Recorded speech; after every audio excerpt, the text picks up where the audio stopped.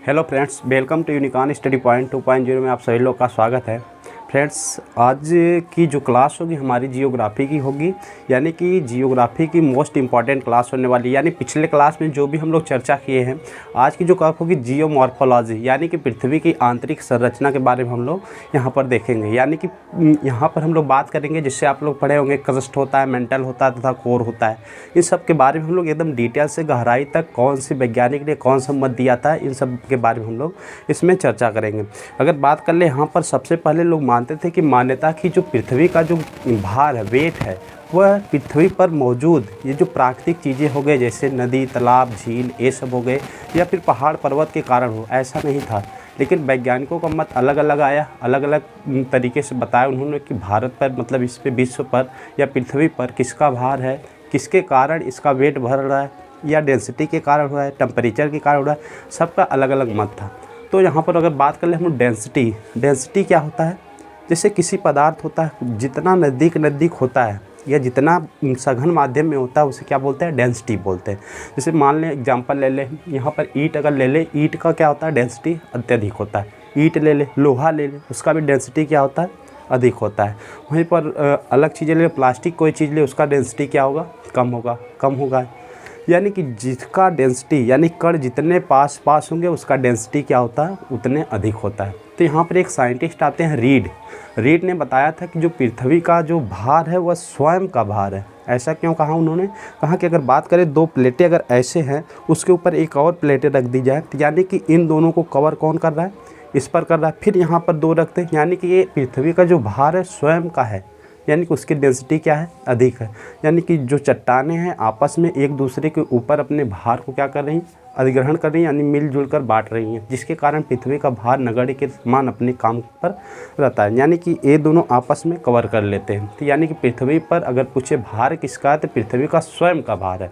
यहाँ पर मनुष्यों का कोई भार नहीं है, ना ही इन लोगों का भार। तो ऐसे देखा जाए तो कॉमनली हम लोग को तो भार तो है ही है। पहाड़ पर्वत इतने बड़े, 8,848 मीटर माउंट एवरेस्ट है, इतना ऊंचा है, तो उसका भी तो भार है। लेकिन कहा जाए तो नगण्य मान के हम लोग कहते हैं कि पृथ्वी का जो भार है वह स्वयं का भार है। उसकी डेंसिटी अलग अलग है, अलग अलग चट्टानें पाई जाती है, ग्रेनाइट होती है, बेसाल्ट होती है, ये सब चट्टानें होती हैं अलग अलग। इन सब की क्या होती है, स्वयं का भार होता है। पृथ्वी पर माना जाता है कि अपना स्वयं का भार है। डेंसिटी बराबर क्या होता है, डेंसिटी बोल दे तो द्रव्यमान बता आयतन होता है। यानी कि अगर इसकी मात्रक की बात करेंगे तो द्रव्यमान का मात्रक क्या होता है, द्रव्यमान यम से डिनोट किया जाता है, किलोग्राम होता है इसका मात्रक। और वहीं पर वॉल्यूम की बात करेंगे तो वॉल्यूम का जो मात्रक होता है सेंटीमीटर पर क्यूब, यानी मीटर क्यूब होता है, या फिर उससे जब तोड़ेंगे तो क्या होता है, सेंटीमीटर क्यूब में आता है। हम यहाँ पर बात करेंगे, अगर डेंसिटी की बात करेंगे तो पृथ्वी का जो घनत्व है एकदम धरातल में, एकदम नीचे अगर बात करें पृथ्वी के सेंटर की तरफ, तो 13 ग्राम पर सेंटीमीटर क्यूब है। जबकि औसत की बात करेंगे तो 5.5 ग्राम पर सेंटीमीटर क्यूब है। वहीं बात करेंगे सबसे ऊपरी सतह पे जो पृथ्वी का घनत्व है, यानी सबसे ऊपरी सतह जिसे भूपर्पटी बोलते हैं, क्रस्ट बोलते हैं, यहाँ पर जो पृथ्वी का घनत्व है वह 2.2 या 2.5 या 3 ग्राम पर सेंटीमीटर क्यूब के पास पाया जाता है। तो ये घनत्व की बात करेंगे, यानी कि द्रव्यमान बटा आयतन, इसकी मात्रक की बात कर लिया, द्रव्यमान मतलब किलोग्राम प्रति सेंटीमीटर क्यूब होता है। वहीं पर आएंगे टेम्परेचर की बात करेंगे, टेम्परेचर इसका काफ़ी अधिक होता है। अब पृथ्वी की गहराई की बात करेंगे, पृथ्वी की गहराई में जिसका टेम्परेचर होता है 6000 डिग्री सेल्सियस। यानी कि बात करेंगे अगर सूर्य का जो तापमान होता है वो 6000 डिग्री सेल्सियस के आसपास होता है। यानी कि वहाँ पर अगर कोई वस्तु हो, चाहे कोई धातु हो, क्या होगी, पिघल कर एकदम नष्ट हो जाती है। यानी कि वही बात करेंगे, पृथ्वी के आंतरिक क्षेत्र में भी मैग्मा में बदलता है, जिसके कारण ज्वालामुखी बनता है और बाहर की तरफ क्या आता है, भूकंप आता है। यानी कि जब भी ज्वालामुखी फूटेगा वहाँ पर क्या आएगा, निश्चित ही अर्थक्वेक या भूकंप आता है। तो यहाँ पर बात करेंगे हम लोग सबसे पहले, अगर ये तो नेचुरल चीज़ें है, भूकंप का अलग से चैप्टर है, पढ़ लिए पिछली क्लास में, ज्वालामुखी का भी अलग से चैप्टर, उसको भी हम लोग कवर कर लिए पिछली क्लास में। यहाँ पर हम बात करेंगे बस केवल पृथ्वी की आंतरिक संरचना के बारे में, कौन से वैज्ञानिक ने कौन सा मत दिया था, उसके बारे में हम लोग यहाँ पर चर्चा करेंगे। अगर हम बात करें यहाँ पर सबसे पहले तापमान की, तो जो ऊपर होता है सामान्य, जिसे औसत तापमान बोला जाता है, उसका औसत तापमान 15 डिग्री पर सेल्सियस होता है। पृथ्वी का ऊपरी सतह पे जो तापमान होता है वो 15 डिग्री सेल्सियस होता है। वहीं अगर बात कर लें उसका जो आंतरिक, यानी कि पृथ्वी की जो त्रिज्या अगर हम लोग मानते हैं 6,371 किलोमीटर। उसकी जो त्रिज्या के अंतर्गत अगर देखा जाए वहाँ पर गहराई में लगभग 6,000 डिग्री सेल्सियस उसका क्या है तापमान होता है। अगर हम लोग बात कर ले इसके सेंटर की तो अलग होता है। वहीं 100 किलोमीटर के आसपास देखा जाता है 1900 डिग्री सेल्सियस होता है, यानी कि वहाँ पर रेडियो एक्टिव पदार्थ पाए जाते हैं या सब्सटेंस पाए जाते हैं, जिसको क्या करता है वो मैग्मा में बदल देता है। वही मैग्मा बाहर निकल के क्या बनता है, लावा बनता है। ज्वालामुखी फूटती है तो वही मैग्मा क्या होता है, बाहर निकल के लावा बनता है। यूरेनियम, थोरियम, अन्य पदार्थ तत्व पाए जाते हैं जो रेडियो एक्टिव सब्सटेंस के अंतर्गत आते हैं। तो वहीं पर सबसे पहले अगर बात करें, रीड ने दिया था प्रत्यास्थता पुनश्चल सिद्धांत। तो वही बताया ना, प्रत्यास्थता पुनश्चल सिद्धांत का मतलब यही था, पृथ्वी का जो प्रेशर है, दबाव है, प्रेशर क्यों बढ़ेगा। प्रेशर क्या होता है, यानी कि एक निश्चित क्षेत्र में डाला गया प्रेशर मतलब अगर एक निश्चित क्षेत्रफल पे जो वेट उसका भार होगा, यानी कि उसी को क्या बोलेंगे, प्रेशर बोला जाता है। यानी किसी चीज़ पे गुब्बारा लीजिए, अगर प्रेशर लगाएंगे तो क्या होता है, इधर से निकलेगी हवा ना, कुछ भी हो, पानी भी ले लीजिए, यानी कि ये सब क्या होता है, प्रेशर होता है। प्रेशर बढ़ाएंगे यानी कि उसकी डेंसिटी अधिक होती है तो प्रेशर भी क्या होने लगता है, बढ़ने लगता है। यानी कि भार बढ़ेगा तो प्रेशर भी क्या होगा, बढ़ेगा। भार बढ़ेगा तो क्या होगा, प्रेशर भी उसका बढ़ेगा। किसी चीज़ का भी ले लिया जाए तो उसका प्रेशर क्या हो जाएगा, बढ़ जाएगा। तो यहाँ पर एक वैज्ञानिक आते हैं। सबसे पहले हम लोग बात करेंगे IUGG, एक संस्था है जिसका मुख्यालय कहाँ पर है, ब्रुसेल्स में है। ब्रुसेल्स, उनकी स्थापना 1999 में हुई थी। ब्रुसेल्स बेल्जियम में है, इसका क्या है, मुख्यालय है। IUGG की बात कर ले तो international union of geology and geophysics, एक ऐसा मुख्यालय जहाँ पर इन्होंने सबसे पहले अगर बात करें पृथ्वी की जो आंतरिक संरचना है, पृथ्वी की जो आंतरिक संरचना है उन्होंने मॉडिफाई किया था, यानी क्लासिफिकेशन किया था कि ये कितने पार्ट में है, कैसे कैसे है, कहाँ पर है। सबसे पहले इन्होंने ऊपर से बता दिया था, जिसे आप लोग पढ़े होंगे। क्रस्ट बोला जाता है, मेंटल बोला जाता है तथा कोर के नाम से जाना जाता है। क्रस्ट, मेंटल और कोर। क्रस्ट को ही बोला जाता है भूपर्पटी, या इसी को बोलते हैं सियाल, सीमा तथा नीफे के नाम से जाना जाता है।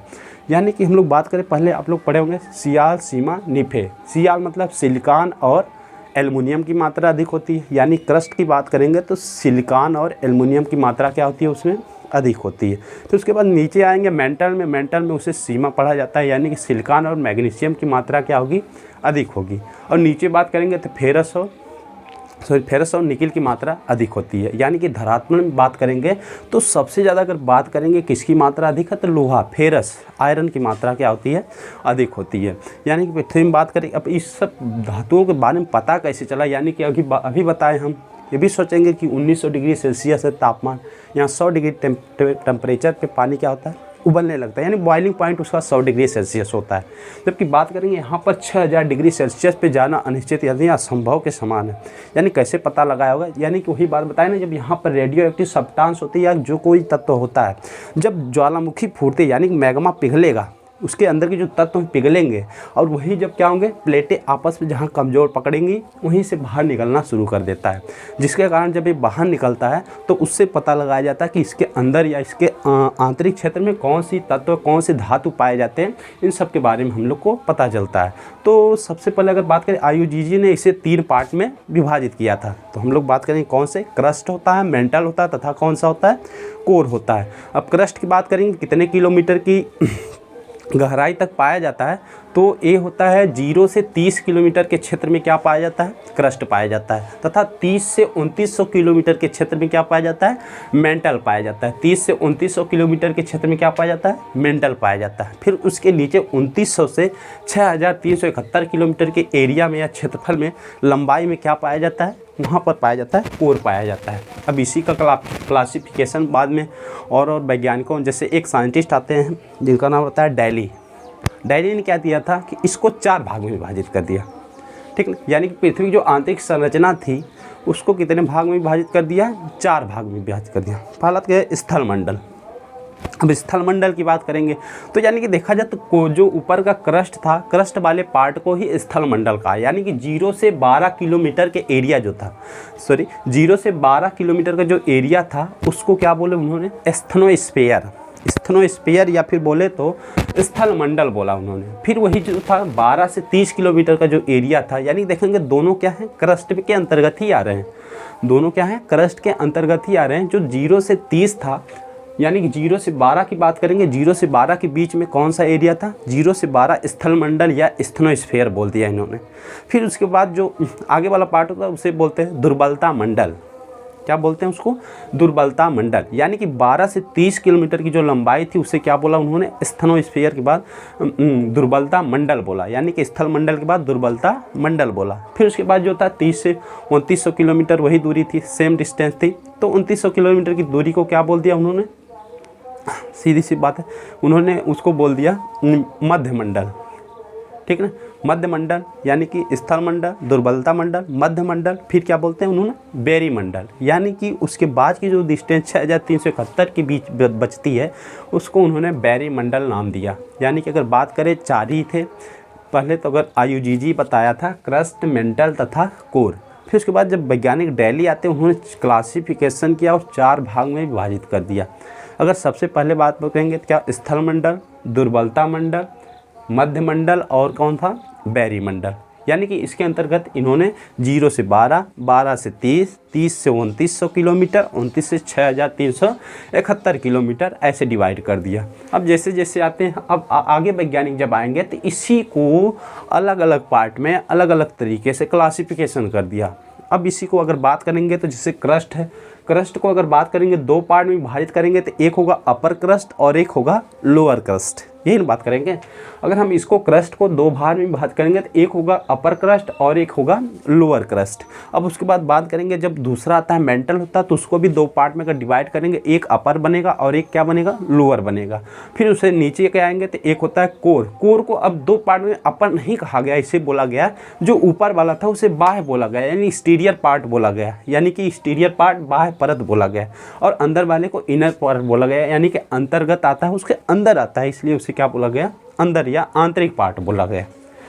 यानी कि यहाँ पर बात करें क्रस्ट को अपर क्रस्ट और लोअर क्रस्ट दिया गया। उसके बाद मेंटल को अपर मेंटल तथा लोअर मेंटल दिया गया। कोर को इनर बोला गया और आउटर बोला गया, यानी कि ऊपर वाले को आउटर बोला गया, नीचे वाले को इनर बोला गया। इस तरीक़ों से यानी क्लासिफिकेशन करते गए, ऐसे अलग अलग नाम देते गए। जहाँ तक चर्चा IUGG की ही चर्चा बस होती है, यानी कि बस वही याद करेंगे पहला वाला, जहाँ से क्वेश्चन लगभग बनते रहते हैं हमेशा।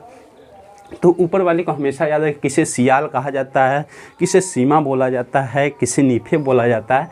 निकिल और फेरस को नीफे, यानी कि सबसे ऊपर वाले को सियाल बोलेंगे, क्रस्ट को, फिर मेंटल को क्या बोलते हैं, सीमा बोलते हैं, फिर उसके नीचे वाले को नीफे बोलते हैं, यानी कोर को नीफे बोला जाता है। बस इतनी याद रखिएगा आप लोग, इसके ज़्यादा डीपली में याद करने की जरूरत नहीं, बस समझाने के लिए बता दे रहा हूँ कैसे कैसे क्लासिफिकेशन किए थे। अलग अलग साइंटिस्ट आए, अपना अपना मत देकर इसको क्लासिफिकेशन या मॉडिफाई करके चले गए। फिर इसके बाद अगर आता है तो इन दोनों के जोड़ने की बात आएगी। यानी कि अगर बात करेंगे सबसे पहले, अगर हम लोग स्थनोस्फीयर या स्थल मंडल की बात करेंगे, तो इसमें क्या होता है कि जो 0 से 12 किलोमीटर का जो एरिया होता है, इसमें 2 प्लेटें अगर बात करें, हमारा जो पृथ्वी है प्लेटों पर ही टिका हुआ है। 2 प्रकार की प्लेटें पाई जाती हैं। अब यहाँ पर एक तो महासागर पाए जाएंगे, एक तो महाद्वीप। महाद्वीपों की संख्या अलग अलग पार्ट में बताएंगे, महाद्वीप के बारे में हम लोग चर्चा करेंगे अभी आगे, अगली क्लास में महाद्वीप के बारे में चर्चा करेंगे। सबसे पहले अगर बात कर लें तो यहाँ पर 2 प्लेटें, पृथ्वी पर 2 प्रकार की प्लेटें पाई जाती हैं। एक तो महाद्वीपीय प्लेटें होंगी और एक महासागरीय प्लेटें होती हैं। जैसे कि बात करेंगे तो जो महासागरीय प्लेटें होती हैं बेसाल्ट चट्टानों की बनी होती हैं, जबकि ये जो होती है हमारी महाद्वीप वाली चट्टानें जो होती हैं, महाद्वीपीय प्लेटें जो होती हैं, वो किसकी बनी होती है, ग्रेनाइट की बनी होती है। इनका जो डेंसिटी होता है, महाद्वीपीय प्लेटों का डेंसिटी कम होता है, यानी घनत्व तो इनका कम होता है, तो भार भी इनका क्या होगा, कम होगा। जबकि बात करेंगे महासागरीय चट्टानों की बात करेंगे, महासागरीय प्लेटों की बात करेंगे, तो उनका डेंसिटी क्या होता है, डेंसिटी बेसाल्ट चट्टानों का डेंसिटी क्या होता है, अधिक होता है, जिसके कारण उसका भार भी क्या होता है, अधिक होता है। जब यही चट्टानें एक दूसरे में, यानी कि मैग्मा तो नीचे क्या कर रहा है, मूवमेंट कर रहा है, यानी कि जब वो 1900 डिग्री सेल्सियस 6000 डिग्री सेल्सियस की बात करें तो पिघल के मूवमेंट कर रहा है, और मूवमेंट करने के दौरान क्या करेगा, वो बाहर निकलने की कोशिश करेगा। कहीं भी अगर दरारें, यानी कि 2 प्लेटें कहीं भी कमज़ोर पड़ेंगी, अधिकतर ये होता है पहाड़ों के बीच होता है। देखिए हमेशा ज्वालामुखी स्थल वाले पार्ट में नहीं आता है, अधिकतर कहाँ आता है, पहाड़ों के बीच आता है, या फिर ऐसे पैसिफिक ओशियन में आता है, इन सब, या जापान में देखे होंगे बहुत ज़्यादा ज्वालामुखी आते हैं, ज्वालामुखी फूटते हैं, जैसे माउंट कागुआ का नाम सुनेंगे। भारत का एकमात्र सक्रिय ज्वालामुखी की बात करेंगे तो बैरन द्वीप है, जहाँ अंडमान निकोबार यानी कि अंडमान के ऊपर स्थित है। बैरन द्वीप है, लैंडफॉल द्वीप के पास में स्थित है। तो बात करेंगे जब प्लेटें एक दूसरे कम जोड़ पाती है, वहीं से क्या करता है, मैग्मा बाहर निकल जाता है। जब ये मैग्मा बाहर निकलता है तो उसे क्या बोलते हैं, लावा बोलते हैं। अब इसी से पता लगाया जाता है, इस जो मृदा होती है, इसी मृदा से ये जो मृदा बनती है, अगर बात करें थोड़ा डीपली, तो ये जो मृदा बनती है काली मृदा बनती है। और जब काली मृदा बनती है तो इसी से बोलते हैं, इसे कपासी मृदा भी बोलते हैं, या इसी को बोलते हैं स्वतः जुताई वाली मृदा बोला जाता है। क्यों बोला जाता है, क्योंकि ये काली मिट्टी होती है, पानी का सोगा, इसमें केस नली पाए जाते हैं। केस नली पाने का मतलब है कि ये दरारें बन जाती है, दरारें बनने के कारण पानी को अत्यधिक सोख लेता है। और इस मिट्टी से अगर बात करेंगे तो धान, कपास उपास की खेती बहुत आयत मात्रा में होती है। चले आते हैं टॉपिक पर, हम लोग यहाँ पर सीधे बात करके बात करेंगे कि तो यहाँ पर अब उन्हीं को क्रस्ट मेंटल को अलग अलग साइंटिस्ट ने अलग अलग नाम दिया था। तो सबसे पहले हम लोग बात कर लें कि क्रस्ट के बारे में। तो क्रस्ट, अपर क्रस्ट और निचला क्रस्ट, यही ना हो गया। अपर क्रस्ट और नीचे वाले क्रस्ट के बीच में जो लाइन दिए थे, जिनको विभाजन किया था, एक साइंटिस्ट के नाम पर दिया जाता था, जिसे बोलते थे असंबद्धता, या इसी को अंग्रेजी में बोलते हैं डिसकंटिन्यूटी, यानी कि असंबद्धता के नाम से जाना जाता था। सबसे पहले अगर बात करें हम लोग यहाँ पर, कॉनराड डिसकंटिन्यूटी या कॉनराड असंबद्धता के नाम से जाना जाता है। यानी ऊपरी क्रस्ट और निचली क्रस्ट, अपर क्रस्ट और लोअर क्रस्ट के बीच में जो लाइन है, उसको किसने दिया था, कॉनराड ने दिया था, जिनका नाम कॉनराड डिसकंटिन्यूटी के नाम से जाना जाता है। फिर उसके बाद जाता है निचला क्रस्ट हो जाएगा, ऊपरी मेंटल हो जाएगा। निचला क्रस्ट, ऊपरी मेंटल। अब इसको बात करेंगे तो एक किसने दिया था, मोह डिसकंटिन्यूटी के नाम से जाना जाता है। अब मोह डिसकंटिन्यूटी क्या होता है, यानी कि ये ऐसे ऐसे साइंटिस्ट आए जिनके नाम पर ये रखा गया, विभाजन जिन्होंने किया था। तो अब निचला क्रस्ट हो जाएगा, ऊपर वाला मेंटल हो जाएगा। इसको नाम किसने दिया था, तो इसको नाम दिया था मोह डिसकंटिन्यूटी के नाम से जाना जाता है। फिर उसके बाद आएंगे दोनों मेंटल, यानी कि अपर मेंटल और लोअर मेंटल के बीच बात करेंगे तो यहाँ पर एक साइंटिस्ट आता है, रेप्टी नाम से जाना जाता है। यानी कि रेप्टी ने इसका क्लासिफिकेशन मॉडिफाई किया था, इसलिए इसे क्या आते हैं, अपर मेंटल अथवा लोअर मेंटल के नाम से जाना जाता है। फिर उसके बाद बात करेंगे नीचे वाली बात करेंगे तो एक तो हो जाएगा मेंटल, लोअर मेंटल, फिर क्या हो जाएगा ऊपर वाला कोर, आउटर कोर बोलेंगे। लोअर मेंटल, अपर या अपर कोर, आउटर कोर बोल सकते हैं। तो इसको दिया था गुटेनबर्ग ने। यानी कि हम लोग बात कर लिए, सबके बारे में चर्चा कर लिए। ऊपर सबसे पहले कॉनराड, फिर मोहो, फिर गुटेनबर्ग हो गए, रेप्टी हो गए, फिर गुटेनबर्ग हो गए। यानी कि इन सब साइंटिस्टों ने इसका अलग अलग तरीके से नाम दिया था, जिसके कारण ये पूरा एग्जाम्पल, मतलब जितनी भी हम लोग चर्चा किए हैं, यानी पृथ्वी की आंतरिक संरचना के बारे में हम लोग देखें, ये पूरा टॉपिक था। यानी कि पूरा अगर बात करें बेसिक क्रस्ट मेंटल कोर के ऊपर ही डिपेंड करता है, और इसी के अंतर्गत हम लोग पढ़ेंगे। यानी कि शुरुआत एकदम बेसिक था कि कैसे कैसे डिज़ाइन हुआ था पृथ्वी का। अब इसके अंतर्गत आएंगे महाद्वीप कैसे आए, महासागर कैसे इस पर बन गए थे, तो पैथालसा, पैंगिया अलग अलग हैं, तो उसके बारे में चर्चा की हम लोग पीछे क्लास में, या फिर इसमें करना रहेगा तो बता देंगे अगली क्लास में हम लोग कि महाद्वीप कहाँ से आए, कैसे आए। भारत भी पहले अफ्रीका महाद्वीप का ही हिस्सा था। अगर बात करें तो भारत भी पहले किसका हिस्सा था, महाद्वीप, अफ्रीका महाद्वीप का हिस्सा था। बाद में विभाजन होने के बाद ये धीरे धीरे कई अरबों सालों से विभाजन होते होते क्या हो जाता है, एक महाद्वीप से दूसरे महाद्वीप में चले जाते हैं। तो बात करेंगे अभी टोटल 7 ही महाद्वीप हैं। एक न्यूजीलैंडिया के नाम से खोजा गया ऑस्ट्रेलिया के पास, तो अभी चर्चे में नहीं है। मतलब जब भी उसका क्लासिफिकेशन मॉडिफाई कर देंगे तो वो आ जाएगा, फिर उसको भी देख लेंगे। तभी तो टोटली कितने हो जाएंगे, 7 महाद्वीप तथा 5 महासागर, ओशियन के बारे में हम लोग बात करेंगे। धन्यवाद।